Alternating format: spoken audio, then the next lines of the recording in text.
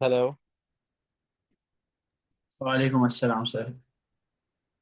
आज बड़े मज़े की क्लास होगी और आ, आज से इंशाल्लाह बस हम क्लासेस का मैंने जैसे पिछले हफ्ते भी वो सोचा था कि हम क्लासेस को नॉन स्टॉप शुरू करते रहेंगे, लेकिन ये थर्सडे को एक मैं भूल गया था, मेरी बेटी की बर्थडे। तो ओ, मुझे ये भी नहीं पता था कि इवेंट है। तो खैर एनीवेज, फिर वो मैंने मैं भी क्लास भूल गया था ये थर्सडे क्लास है। अच्छी बात है। अब आप मुझे बताओ कि हम 2 मिनट वेट करते हैं, क्योंकि आज का जो टॉपिक है बहुत इंपॉर्टेंट है। I can not have people and start this important topic.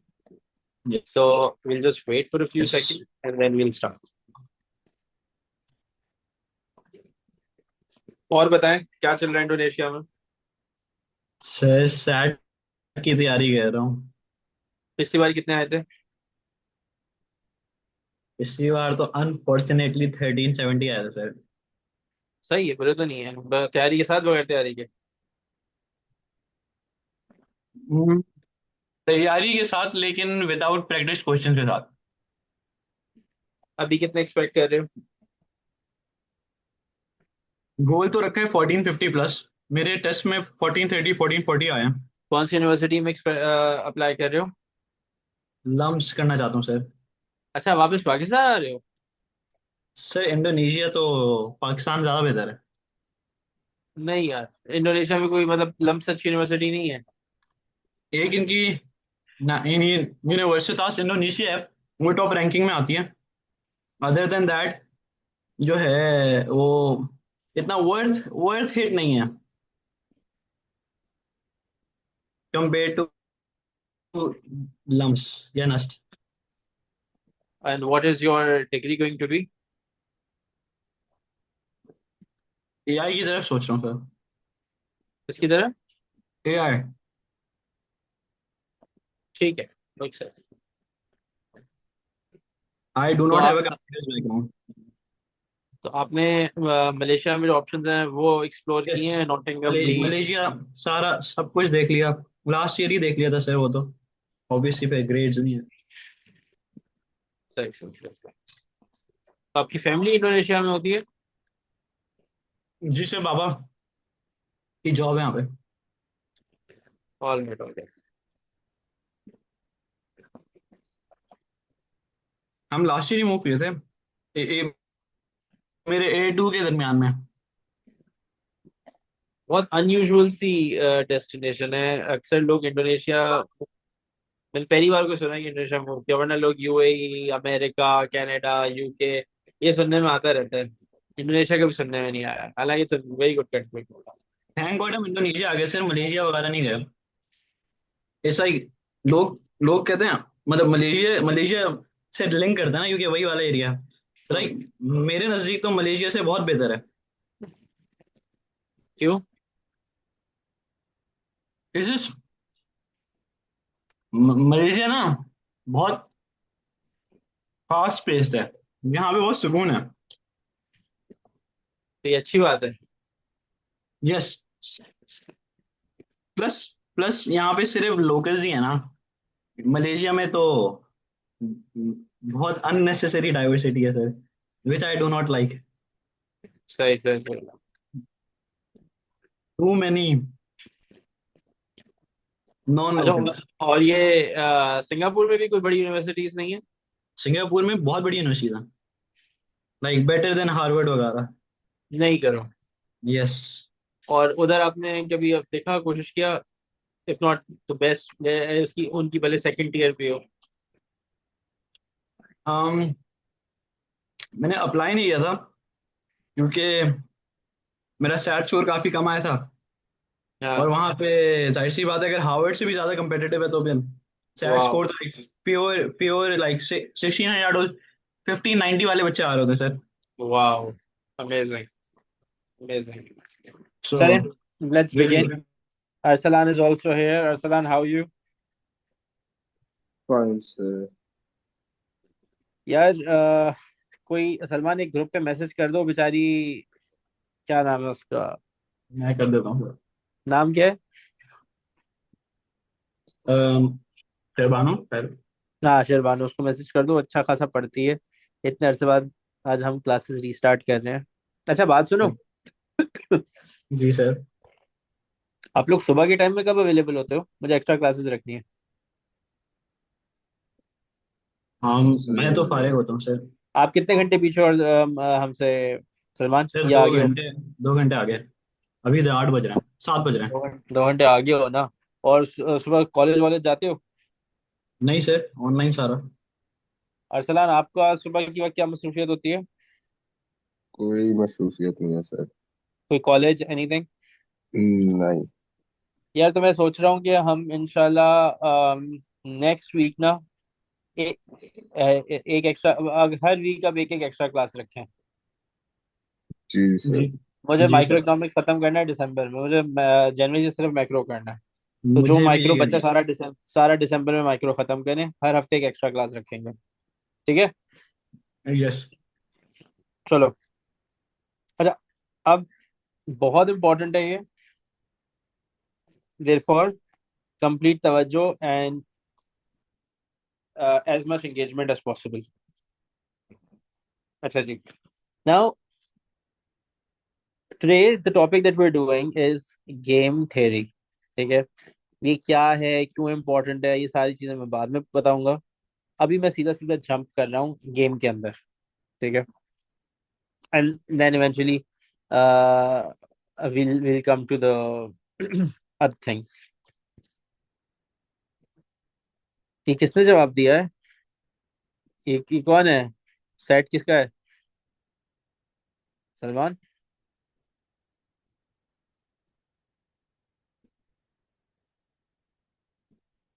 Salman, ये ग्रुप पे आपने मैसेज किया है? Yes sir. ये सेट का रिप्लाई किसने किया है? शहर बानो ने सर। नहीं आ रही? नहीं सर।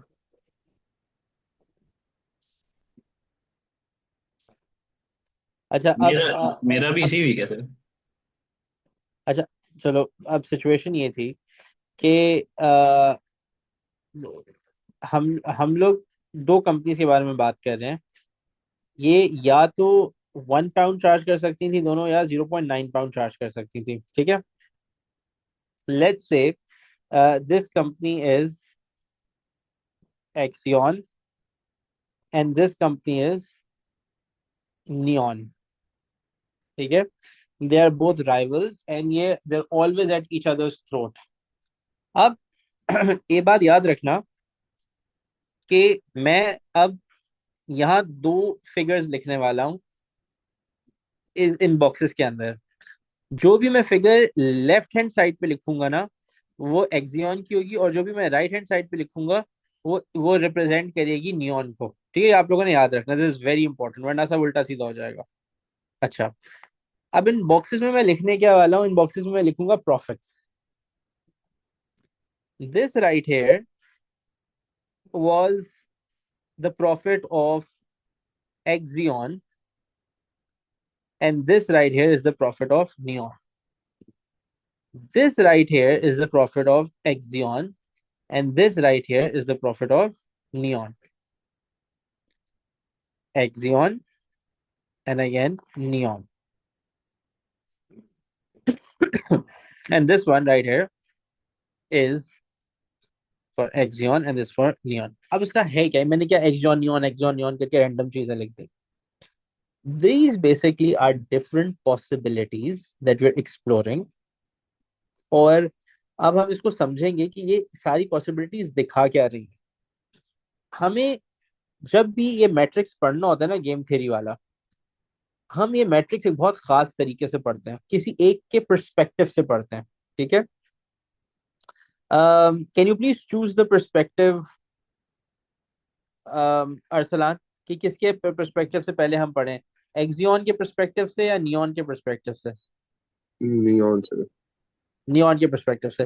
तो सबसे पहले तो हम मार्क कर लेते हैं कि नियॉन के पॉसिबल प्रॉफिट्स क्या है। ये प्रॉफिट नियॉन का है, ये नियॉन का है, ये नियॉन का है, और ये नियॉन का है। ठीक है? अच्छा जी। अब हमने नियॉन को एनालाइज करना है, ये देखते हुए कि एक्सियन क्या कर रहा है। ठीक है, हमेशा ही याद रखें कि गेम थ्योरी का ये जो मैट्रिक्स है, जब मैं आपको पढ़ा रहा हूँ, ये डिसीजन मेकिंग मैट्रिक्स होता है। हम अपना डिसीजन मेक कर रहे होते हैं, अपने लिए बेहतर चीज देख रहे होते हैं, while considering what the opponent might do. Neon जिसको अभी अरसलान ने चूज किया है, ये इसी तरह के एक प्रॉब्लम में है। ये देखना चाह रहा है कि मैं क्या करूं अगर एक्सियन जो है वो प्राइस अपनी पाउंड 1 रखता है। अगर ये अपनी प्राइस पाउंड 1 रखता है तो नियॉन के पास दो ऑप्शंस हैं, 3 मिलियन कमा ले या 4 मिलियन कमा ले। नियॉन क्या चाहेगा, क्या कमाए, 3 मिलियन या 4 million?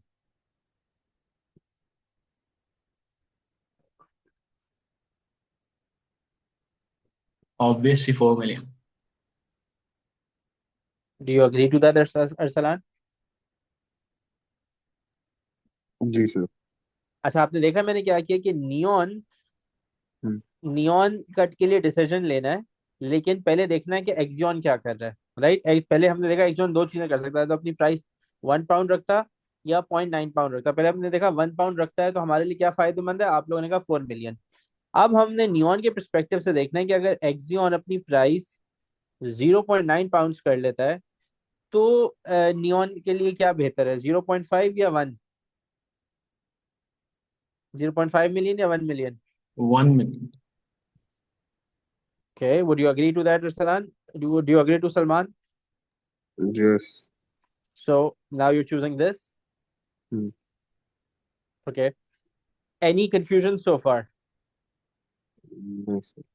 Can you do the same analysis for Exion, please? जो मार्क नहीं हुए हुए, जो अंडरलाइन नहीं हुए हुए, वो अब एक्सियन के प्रॉफिट्स रह गए हैं। एक्सियन की इसी तरह डिसीजन मेकिंग में हेल्प कर सकते हो कि नियॉन को ध्यान में रखते हुए एक्सियन क्या सोच सकता है।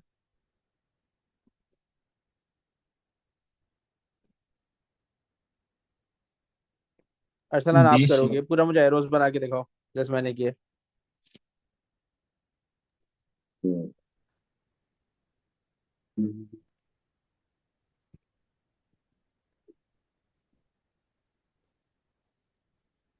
एक्सियन की करनी है, हाँ।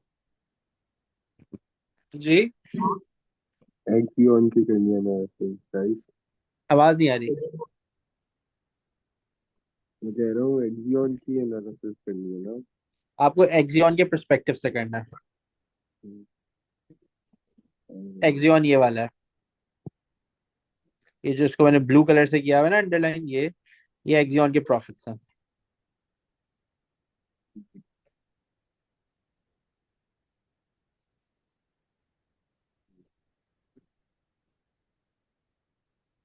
नहीं समझ आ रहा? पता नहीं स्टार्ट कैसे करूँगा। अब आप ये देखोगे कि एक्सियन सबसे पहले देखिएगा कि अगर नियॉन ने पाउंड 1 अपनी प्राइस रखी तो एक्सियन के लिए 3 मिलियन पे रुकना बेहतर है या 4 मिलियन? 4 मिलियन। फिर एक्सियन देखिएगा कि अगर नियॉन ने अपनी प्राइस 0.9 मिलियन कर दी तो उसके लिए 0.5 मिलियन बेहतर है या 1 मिलियन? 1 मिलियन। ऑलराइट, अब हमने दोनों की तरफ से एनालिसिस पूरा कर लिया। सलमान, क्या नजर आ रहा है आपको यहाँ पे, कुछ नोटिस कर रहे हो आप?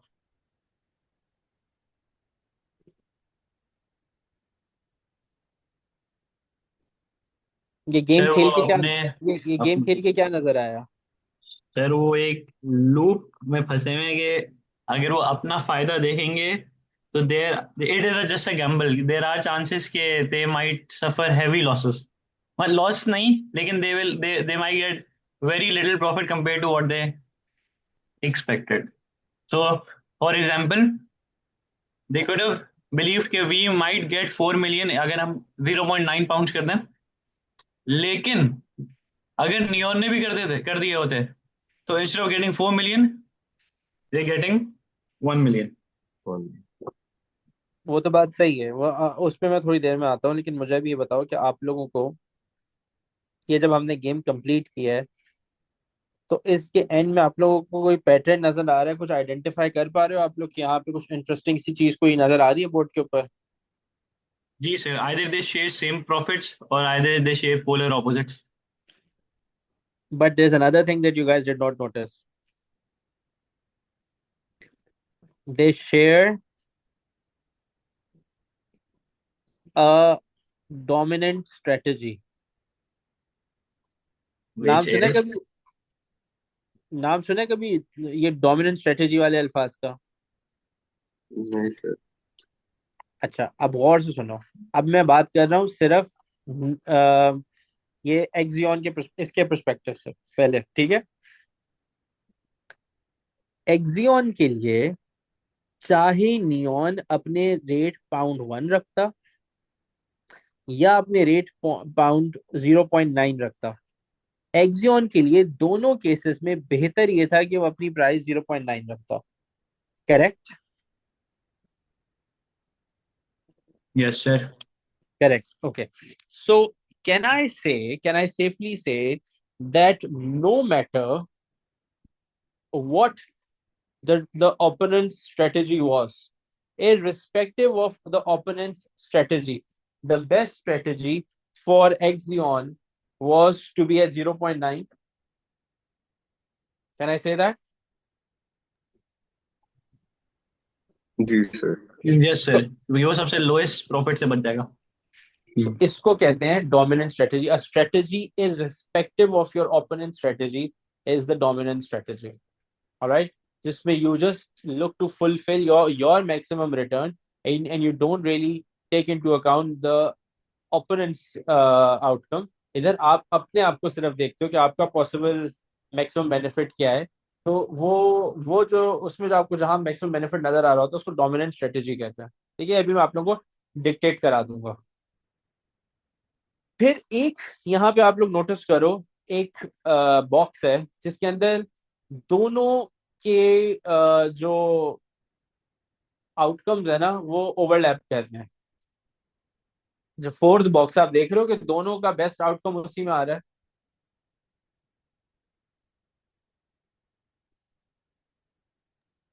ये वाला सर जो बॉक्स है, समझ गया। That is that this box where both parties have their best outcomes in the same box, that box is called the Nash equilibrium.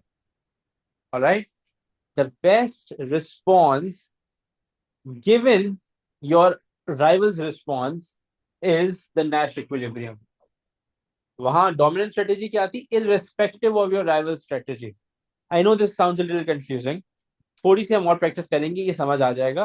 पहले हम जल्दी से ये आप लोग डायग्राम बना लो, और ये पहले आप लोग ये जो भी हमने एक मैट्रिक्स बनाए बनाओ।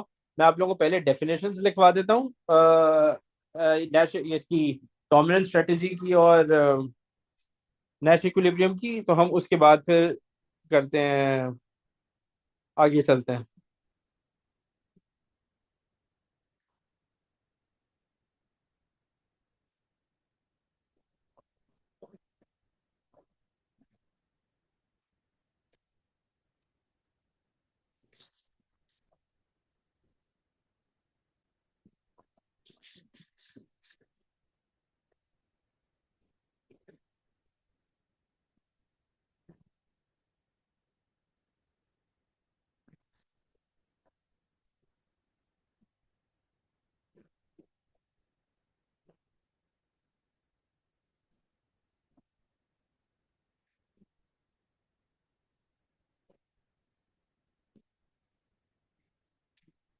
Let me know when you're ready for me to dictate. एक second.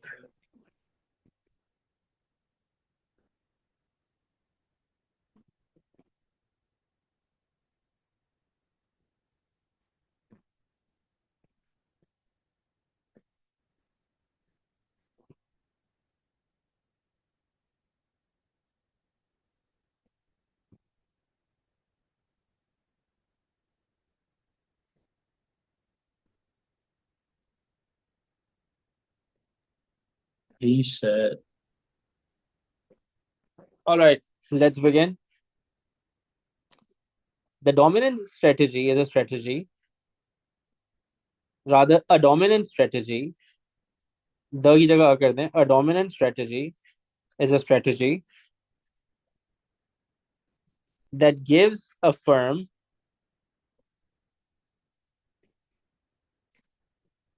the highest payoff, no matter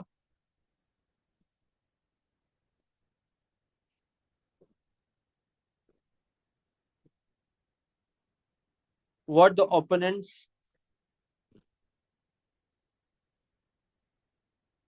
strategy might be.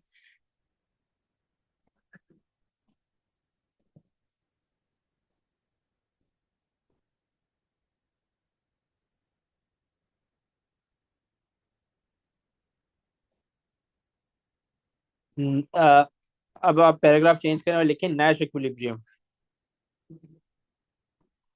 क्या लिखें sir?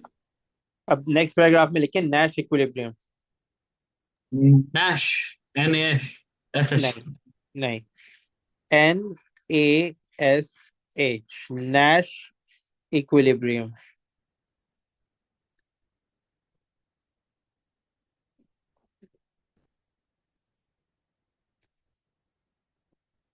Nash equilibrium is a situation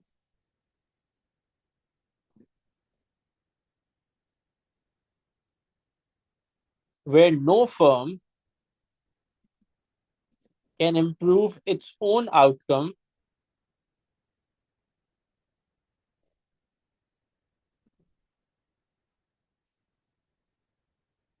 by changing its strategy,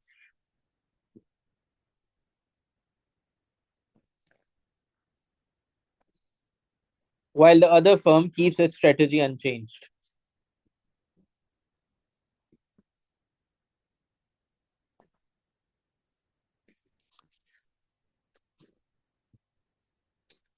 अच्छा, अब while the other firm, while the other firm keeps their strategy unchanged.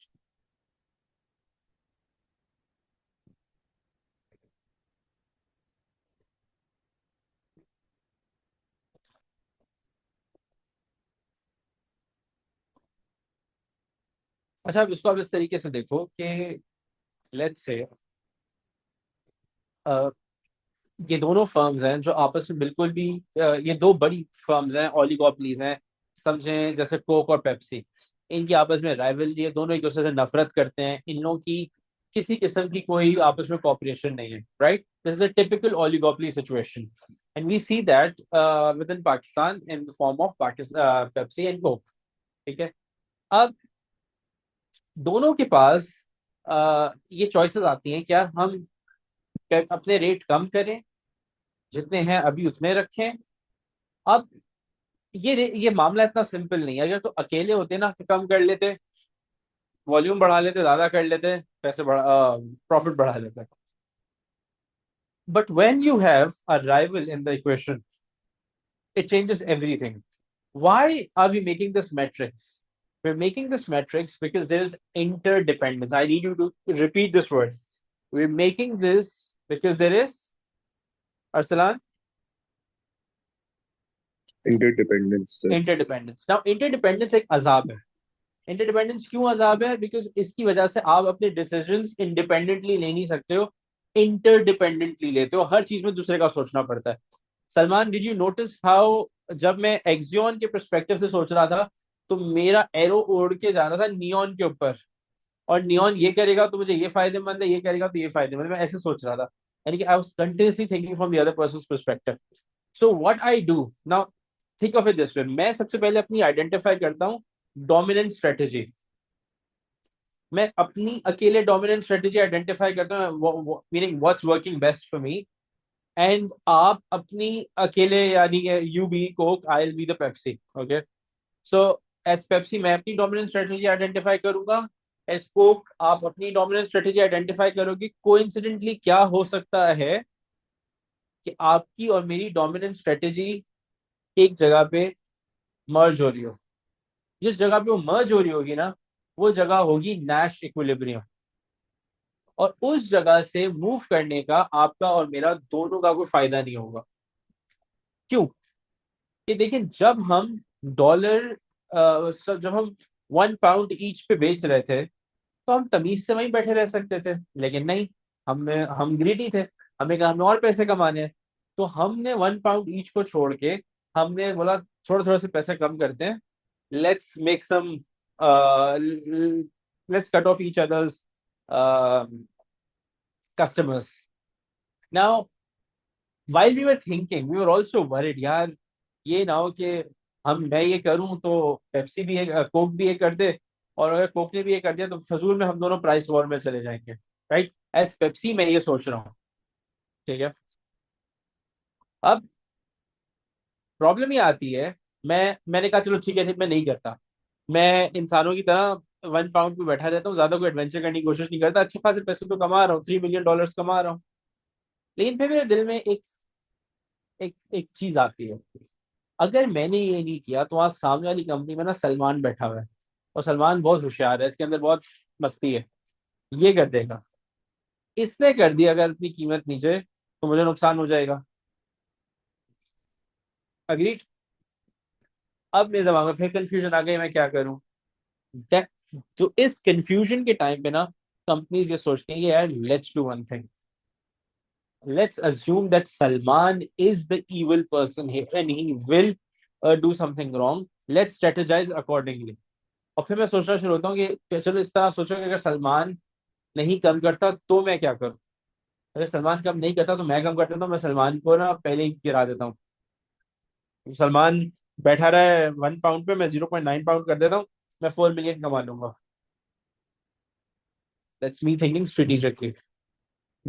And then फिर मैं ये सोचता हूँ कि अगर मैंने ये नहीं किया और सलमान ने कम कर दिए, तो सलमान 4 मिलियन कमा लेगा और मैं कम कमाऊंगा। तो उस सूरत में बेहतर है कि मैं पहले से ही कम कर दूं, ताकि अगर सलमान कम कर दे तो भी मैं बच जाऊं, और अगर कम ना करे तो भी मैं बच जाऊं। इन आइदर केस मैं अपना लॉस भी मिनिमाइज कर दूं और ज्यादा प्रॉफिट कमाने का तरीका भी, चांस भी एक दफा यूज कर लूं। क्योंकि आप देखो, आप एक चीज नोटिस करो, लुक एट नियॉन। नियॉन कौन सा वाला है? ये रेड वाला, जिसके नीचे रेड अंडरलाइन किया हुआ है। नियॉन को अपना सबसे ज्यादा प्रॉफिट विच इज 4 मिलियन, और वर्स्ट केस में, वर्स्ट केस यही है ना कि दोनों कम कर दे पैसे, उस केस में सबसे कम loss which is 1 million. Otherwise इससे ज्यादा लॉस क्या हो सकता है? 0.5 का भी लॉस कर सकता था। तो ये जो नियॉन है, ये दोनों सूरतों में बेटर ऑफ है 0.9 पे आने में। ये क्या हुआ, ये जितनी कॉम्प्लेक्सिटी आई है, ये आई है because as the oligopolist, I'm thinking about all the probabilities and possibilities around me. Does that make sense to you guys?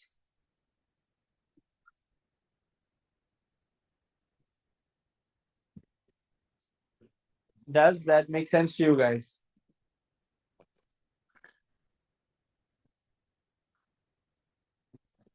Yes, sir. Okay, so if it does make sense to you, then I have a very basic question. Why don't oligopolists just quietly stay at the first quadrant where they're both making $3 million?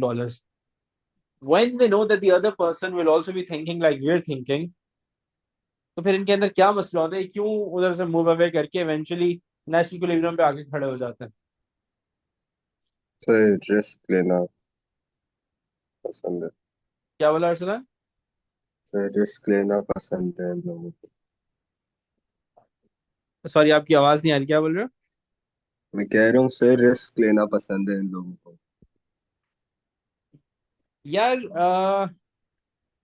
देखो, जब आप real world में आते हो ना, and आपके risk से hundreds of millions of dollar के मसले होते हैं, तो फिर आप इतनी आसानी से रिस्क नहीं लेते, फिर आप बहुत रिस्क अवर्स हो जाते हो।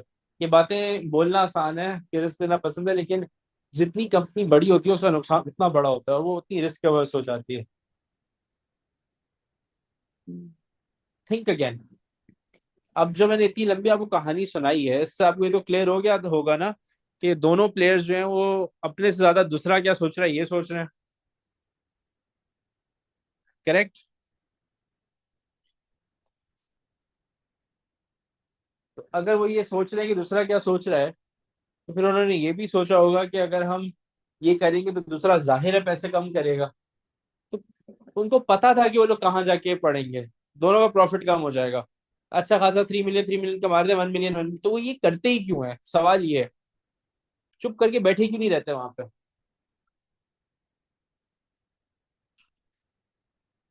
और रियल वर्ल्ड में ये होता है। एयरलाइंस हर कुछ अरसे बाद इस मसले में फंस जाती हैं। एक टाइम पे कोक और पेप्सी भी इस तरह की प्राइस वॉर्स में फंस गए थे, अब आगे नैश इक्विलिब्रियम पे बैठे हुए हैं। तो ऐसा क्यों होता है? Sir it's just I think trust issue है, सिंपल ऐसा है। Okay, so let's first write down the question and then we'll write down the answers. Okay Let's write down the question first. Why do firms deviate from the original position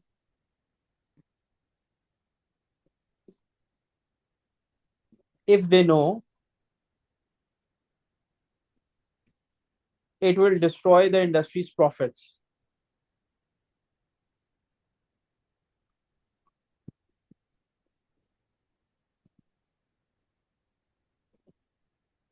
Okay, so the first and the basic answer to this is that the temptation of the short run gain overpowers the long run collective logic.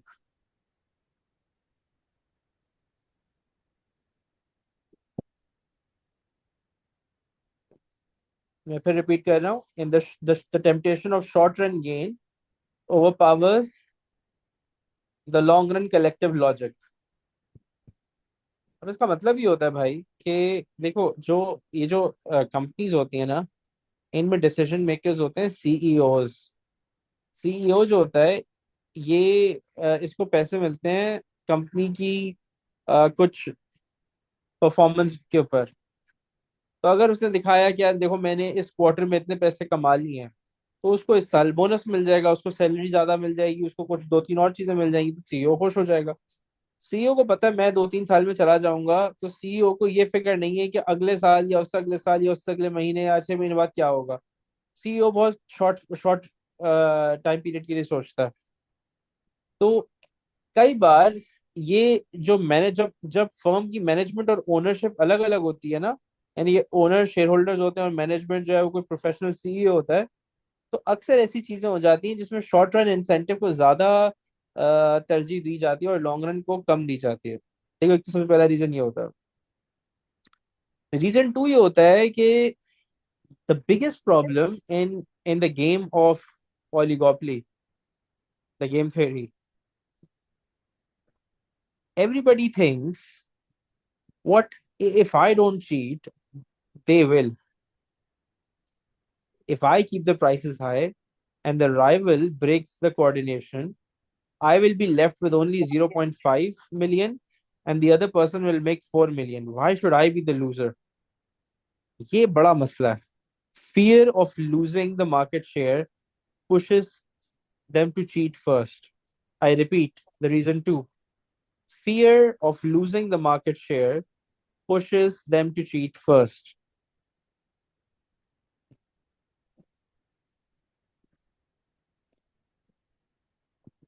Fear फिर of आप the इस मार fear of the fear of losing the market share pushes them to cheat first.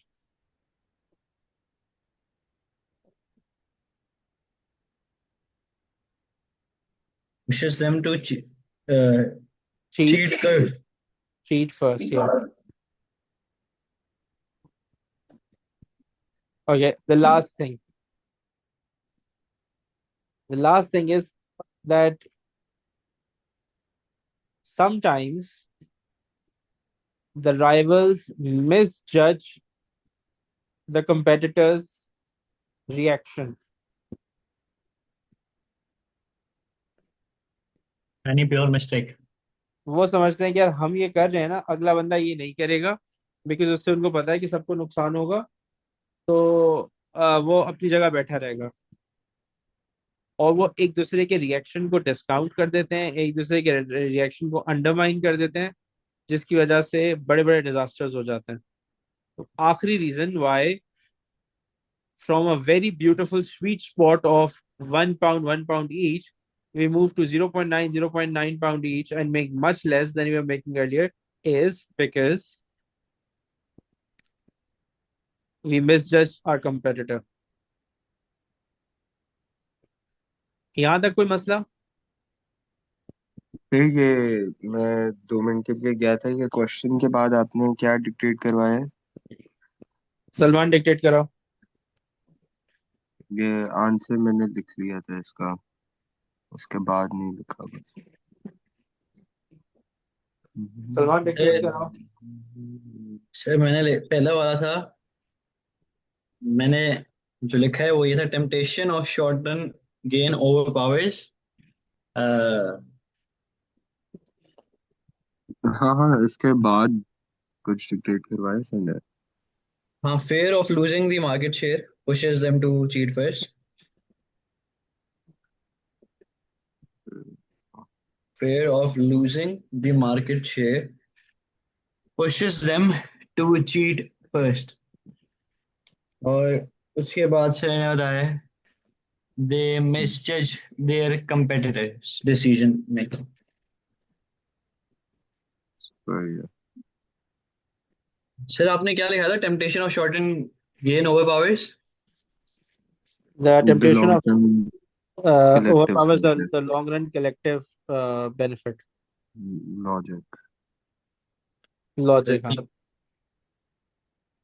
ये last वाला क्या था? दे missed there competitive अब सही है sir, they misjudge their competitors decision making.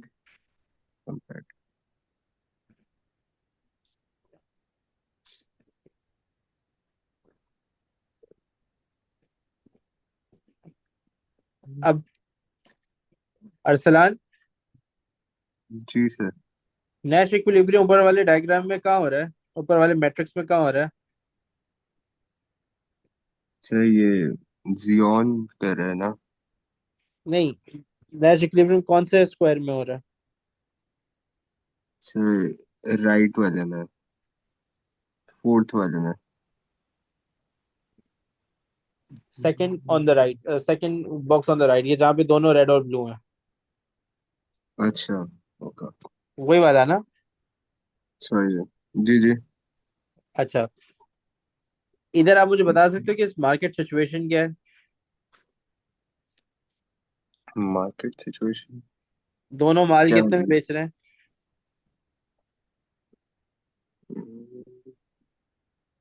0.9। All right, so both are selling at 0.9, correct? यार एक second, ये बार बार मेरा स्क्रीन हैंग हो रही है।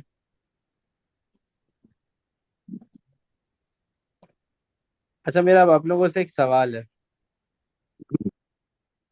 Now both of them are selling at pound 0.9. अब ये यहाँ से मूव करेंगे या इधर ही बैठे रहेंगे?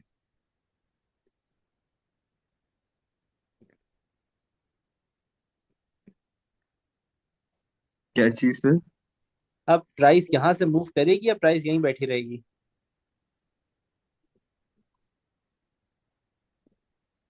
um, सर अगर वो, मतलब अगर वो इस उस पे पहुंच गए हैं, they will try to talk out, और फिर प्राइस दोनों एक साथ ही बढ़ा सकते हैं। आपने आज तक ऐसा होता देखा है? वैसे डम चीज है ना कि क्यों नहीं कर रहे। उस पर हम आते हैं, लेकिन आपके ख्याल से आपके ख्याल से लॉजिकली क्या होगा? 0.9 पे ही रहेगी प्राइस या वापस ऊपर जाएगी? वापस ऊपर जाएगी। वापस जाएगी sir. It will remain here. और ever no chance sir. It will remain here forever. The problem theoretically. is, the problem is that क्या? the problem is that the only way it can go up is if both of them sit down, have a discussion, and they say, okay, अब से हम इतनी prices मिलके charge करते हैं, ठीक है? ये तो हो नहीं सकता क्योंकि इलीगल है ये करना। ओलिगोपोलीज के ऊपर गवर्नमेंट ने बहुत सख्त नजर रखी होती है। They not allowed to cooperate in terms of pricing with one another. ये तो बात करेक्ट हो गई कि दोनों बैठ नहीं सकते, इसमें हमने तय कर लिया, इसमें आप लोगों को कंफ्यूजन नहीं है। अब आ जाते हैं दूसरी ऑप्शन के ऊपर। How dare you, I better see it, तुम्हारे जूते चला दे। अरे Wow, what was that?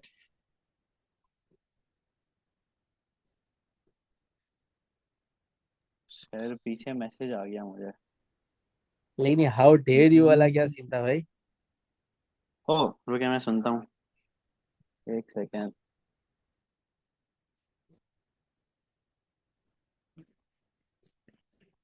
Jokingly कह रहे सर। मैं भी डर गया सर कि क्या कह रहे हैं आप। अच्छा, सॉरी सर। मैं ही कह रहा हूँ कि देखें, the only way the price can go up is if both the players, both the oligopolists, they sit down and they say कि अब हम दोनों मिलके प्राइस को बढ़ाएंगे। ठीक है, रियल वर्ल्ड में ऐसा होता नहीं है बिकॉज गवर्नमेंट ही करने नहीं देती। ठीक है, तो ये मामला तो आप साइड पे कर देंगे, लोग दोनों मिलके बैठ के अनाउंस कर प्राइस बढ़ाएंगे। That is not allowed. दूसरा ऑप्शन क्या रह जाता है कि एक बढ़ाए और अज्यूम करे कि मुझे देखा देखी दूसरा भी बढ़ा लेगा because they learn their lesson. इतना तो ये लोग एक दूसरे को ट्रस्ट नहीं करते ना कि ये ऐसी हरकत करें। हर कोई बोलेगा तुम पहले बढ़ाओ, मैं बाद में बढ़ाऊंगा, क्योंकि अगर एक ने बढ़ा दी प्राइस और दूसरे ने नहीं बढ़ाई तो जिसने बढ़ा दी उसके वो तो गया ना फिर। इसलिए दे विल ट्राई कि पहले पेप्सी बोलेगी पहले कोक पैसे बढ़ाए, कोक बोलेगा पहले पेप्सी पैसे बढ़ाए, नियॉन बोलेगा पहले एक्सियन पैसे बढ़ाए, एक्सियन बोलेगा पहले नियॉन पैसे बढ़ाए। कोई भी नहीं बढ़ाएगा, they don't trust each other. और ना ट्रस्ट करते करते ही तो यहाँ तक पहुंचे हैं। तो फिर क्या होगा? This is the Nash equilibrium. Why? Because it will stay. Nobody will be able to move away from this unless the other person changes their behavior. Another person will not change their behavior because they don't know what the first one will do. That is why this is a Nash equilibrium where the prices stay constant now. ठीक है, समझ आया yes. भाई? आप दोनों को समझ आया? जी सर। क्या बोला अरसलान मैंने? आप मुझे समझाएं जरा अपने ओन वर्ड्स में। सर के एक फर्म इंतजार करेगी दूसरी फर्म का प्राइस चेंज करने का।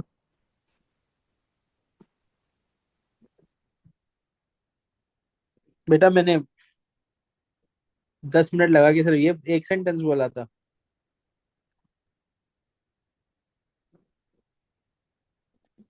हम्म, हाँ,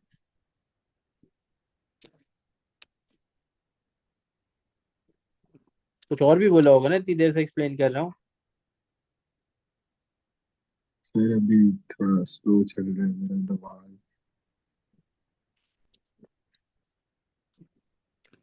भाई ये बहुत इंपॉर्टेंट टॉपिक है और इसमें मुझे आपका दिमाग 100% चाहिए। मैं एक दफा फिर बोल रहा हूँ, I need you to be 100% here mentally. All right. My question from you guys was, do you think that the price would go up from 0.9 pounds or no? You guys said yes, it will. I told you that the only way the price can go up from 0.9 pounds if both of the companies sit together and officially have a formal agreement कि चलो price बढ़ाते हैं, तो ये हो जाएगा। लेकिन ये ऐसा ऑफिशियल फॉर्मल अग्रीमेंट हो नहीं सकता क्योंकि इस तरह के ऑफिशियल फॉर्मल अग्रीमेंट प्राइस बढ़ाने के लिए बिटवीन द ओलिगोपोलिस्ट इलीगल है। गवर्नमेंट्स ने अराउंड द वर्ल्ड इन चीजों को बैन किया है। ओलिगोपोलीज एक दूसरे से कॉपरेट इस तरह नहीं कर सकती। दूसरा तरीका क्या रह जाता है कि either of the firm, one of the two firms decides के चलो हम प्राइस बढ़ा देते हैं, हमारी देखा देखी दूसरा भी बढ़ा देगा। लेकिन ये बहुत रिस्की चीज है क्योंकि अगर दूसरे ने नहीं बढ़ाए तो दूसरा आपके सारे कस्टमर ले जाएगा। अब इतना ट्रस्ट ये लोग एक दूसरे पे करते नहीं है कि ये बढ़ा दें और एक्सपेक्ट करें कि दूसरा भी कलेक्टिव बेनिफिट के लिए इवेंचुअली प्राइस बढ़ा देगा। इनको तो एक दूसरे पे एतबार नहीं है और राइटफुली सो नहीं है, तो फिर ये लोग इधर ही बैठे रहेंगे। समझ आई बात? यस। Yes sir. ये तो हमने डिसाइड किया कि प्राइस ऊपर नहीं जा सकती, नीचे जा सकती है। यस। कैसे? Sir, I think they're just too scared after sitting on for less that they won't do any moves now. Why? मतलब maybe they get tired of getting the same 1 million, so they decide to lower. One of them decide to lower it even more to get the profit maximization. तो नहीं make होगा। again अब same अब वो point नहीं अब आएगा, अब ये temptation लोग of short term. अब ये लोग नीचे नहीं करेंगे, क्योंकि पहले जो इन्होंने ग्रीड की वजह से और टेम्पटेशन की वजह से नीचे कर दी थी, तो उसमें उनके ऊपर इतना बुरा असर हुआ था कि वो they lost more than half of their profit. हाँ वैसे तो तो अब वो वो नीचे भी इंसान नहीं के बच्चों जाएंगे। की तरह यहाँ बैठे रहेंगे जहाँ पे हैं, ना प्राइस हम्म। बढ़ाने की कोशिश करेंगे ना कम करने की कोशिश करेंगे। ठीक है। सही है। फिर Sir, मैंने आप लोगों को इतनी लंबी जो कहानी सुनाई है, ये बताऊं क्यों समझाई है?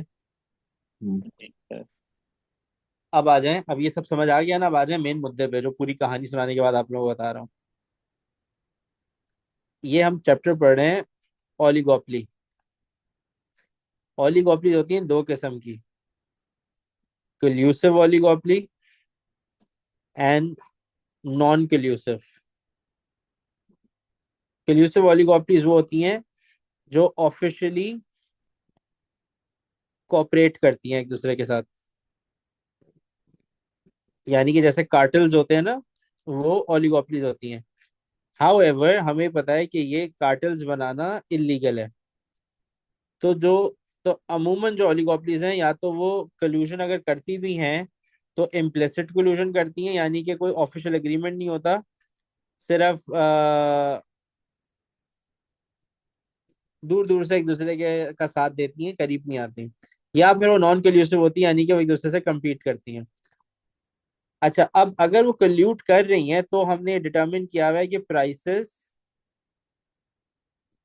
Will be stable. बिकॉज अगर वो एक दूसरे से compete कर रही हैं तो ज्यादा प्राइसेस को ऊपर नीचे नहीं करेंगी ना। Correct. Hello.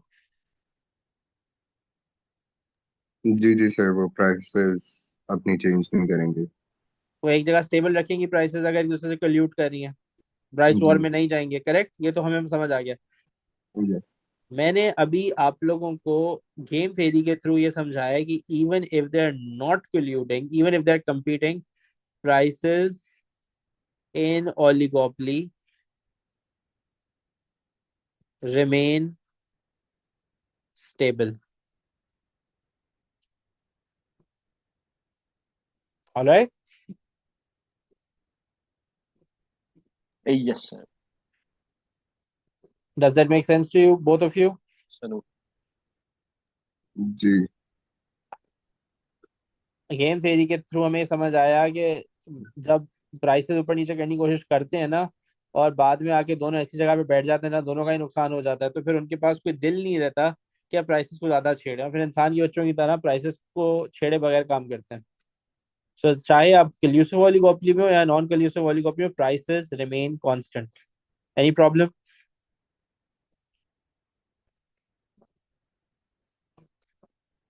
Now Not at all sir. Since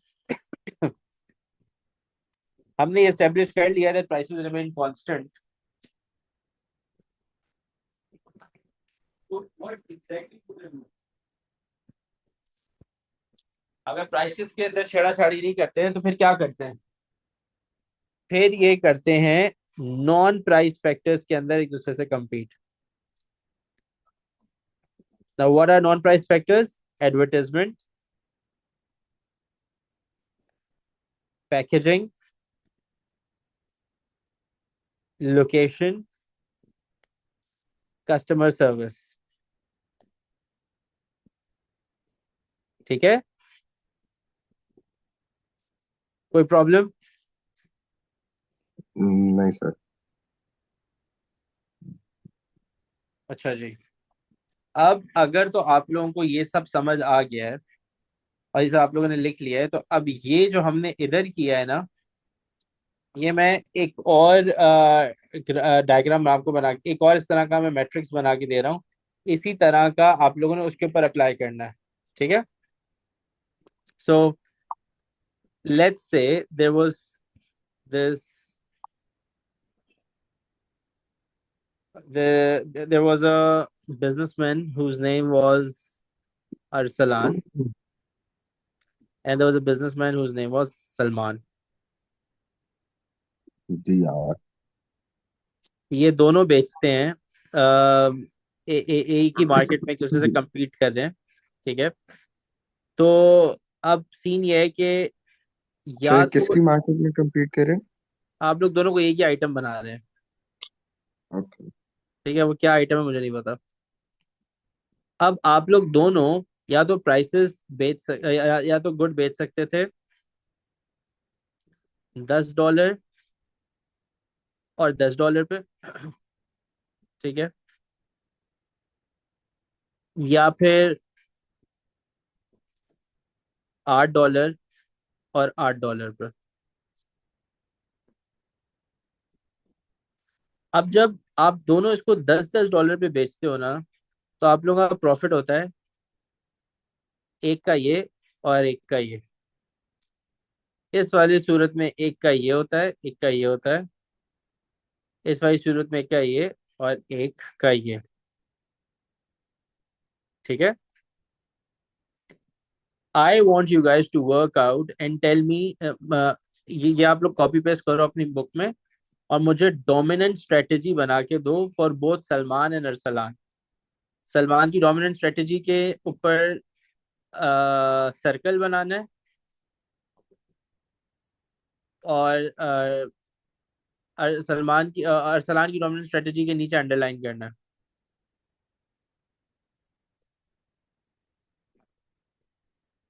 okay sir, 1 minute. Remember, जब आप अरसलान के परस्पेक्टिव से सोचेंगे तो आप पहले देखेंगे सलमान ये कर रहा है या ये कर रहा है, ठीक है। और ये याद रखना कि अरसलान का जो जो भी प्रॉफिट है वो ये वाला है।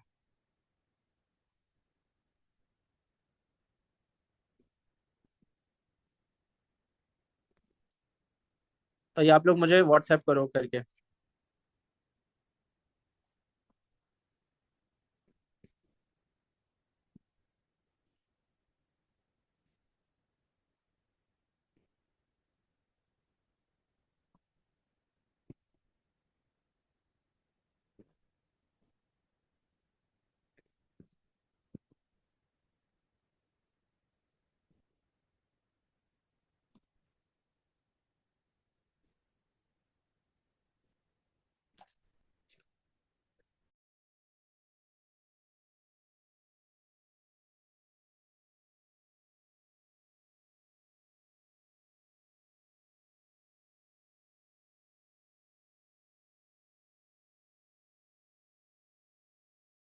सर सॉरी, लेकिन सर्कल्स क्या रिप्रेजेंट करेंगे और अंडरलाइन क्या?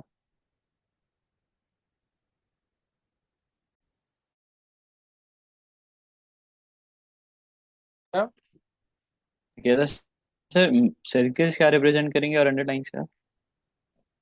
वो तो मैंने ऐसे आप लोगों के लिए बताया था। अभी अभी फिलहाल तो मैंने आ, ये छोड़ो, ये मैं ही कर देता हूँ। आप लोग फिर प्रैक्टिस कर लेना, आप ओके लोग और क्वेश्चन दे दूंगा। अरसलान, मेरी डोमेन स्ट्रेटेजी वैसे तो होगी कि मैं $8 भी रहूँ। अभी देखते हैं। अभी पहले हम पहले हम सलमान के परस्पेक्टिव से कर रहे हैं, ठीक है। सलमान ने जो भी डिसीजन लेना है, सलमान पहले देखेगा कि अगर अरसलान जो है वो $10 पे अपना गुड को प्राइस करता है तो सलमान ने क्या करना है। अब याद रखिए, सलमान की ये जो मैंने रेड वाली अंडरलाइन की हुई है ना, ये सलमान के प्रॉफिट्स हैं। अगर अरसलान जो है अपनी गुड की प्राइस $10 पे करता है तो सलमान को क्या करना चाहिए? 4 मिलियन के पीछे जाना चाहिए, 6 मिलियन के पीछे। 6 मिलियन के पीछे। तो अरसलान, तो इस मतलब सलमान अपनी जो प्राइस है वो $8 कर देगा। हम्म। अगर अरसलान अपनी प्राइस $8 कर देता है तो सलमान हम्म। को $7 के पीछे जाना चाहिए, $9 के पीछे। $9 के पीछे। तो सलमान की डोमिनेंट स्ट्रेटेजी हो गई $8, correct. Hmm. Yes sir. Yes. अब देखते हैं हम इसको अरसलान के परस्पेक्टिव से। अरसलान ये हम्म। कहता है कि भाई अगर सलमान $10 पे अपनी गुड कर देता है तो मैं या तो $8 कमाता हूँ या $4। 8 पाउंड कमाता हूँ या सॉरी 8 मिलियन कमाता हूँ या 4 मिलियन। 8 हम्म। कमाएगा, 4, कितना कमाना चाहेगा? 8। 8। और अगर अरसलान देखता है कि सलमान जो है वो 8 $8 कर देता है, तो इसके बाद हम्म। ऑप्शन ये होती है कि या तो 3 कमाए या 2, तो क्या कमाना चाहेगा? 3। 3 मिलियन। तो हम्म। अरसलान की डोमिनेंट स्ट्रेटेजी है कि वो $10 पे अपने कीमत रखे। सलमान की डोमिनेंट स्ट्रेटेजी है तो कि $8 $8 पे पे। रखो। और दोनों का नेट इक्विलिब्रियम कहाँ हो रहा है? यहाँ। जब ये लोग इधर पहुंच जाएंगे ना, तो मार्केट स्टेबल हो जाएगी। फिर ये ज्यादा प्राइसेस की छेड़ाछाड़ी नहीं करेंगे, ये नुकसान है, फायदा नहीं है।